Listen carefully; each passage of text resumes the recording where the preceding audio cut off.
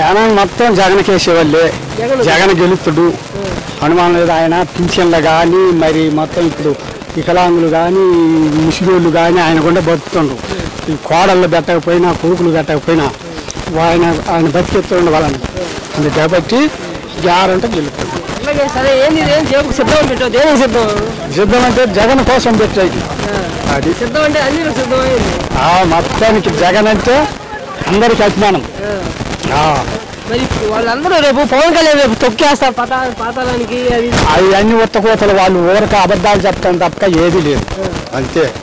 అలాగే ఒక రాష్ట్ర ముఖ్యమంత్రి జగన్ పట్టుకొని పవన్ కళ్యాణ్ జగన్ నాలుగో పిల్లలు అవన్నీ ఉత్తకోతలు అవన్నీ అయ్యేది కాదు పెట్టేది కాదు. వాళ్ళు ఉత్త మాటలు మాట్లాడటానికి.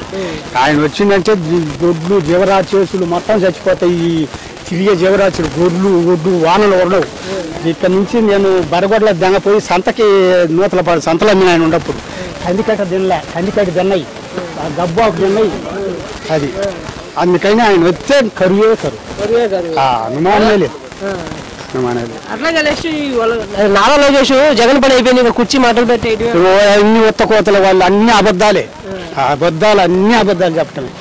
అది గెలిచేది కాదు పెట్టేది కాదు. వచ్చిన దగ్గర నుంచి రాష్ట్రం అంతా అదో పాలు అయిపోయింది. రౌడీ రాజ్యం అయిపోయింది. అదే లేదు మొత్త మాటలు. ఎందుకంటే ఆయన ఈ రకం చేయాలని చెప్తామే కానీ ఆయనంత మంచి పని ఎవరు చేయటం లే.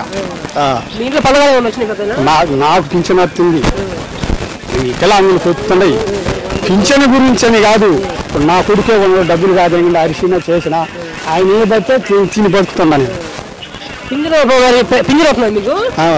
ప్రతి నెల ఎవరు ఇస్తున్నారు మీకు పింఛను? మాకు వాలంటీర్ ఇచ్చిపోతారా ఇంటికి వచ్చి. మరి ఇప్పుడు ఈయన చెప్పింది అంటే ఇప్పుడు జనము మొన్న 4-3 చచ్చిర్రు. అది పోయి నీళ్ళు లేక ఏం లేక అది జరిగిద్ది అన్నమాట.